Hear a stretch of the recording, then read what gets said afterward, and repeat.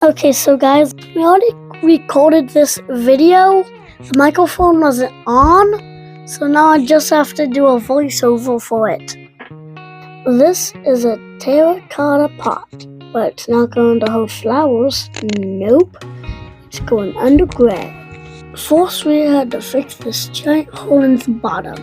If we left it, all the water would just run away, like a kid running from broccoli.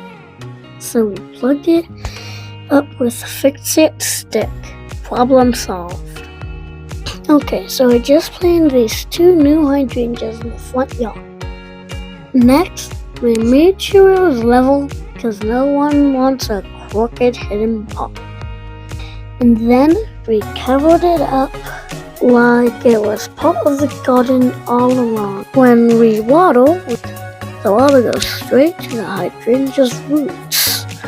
No splashy mess, no waste, and no soggy leaves. This terracotta saucer is our lid. We filled it with stones and fresh water. The bees and butterflies have their own drink station. Now our secret garden project is also a pollinator party. When we water, we just lift the lid and fill the pot. Now we have a tiny spot for pollinators.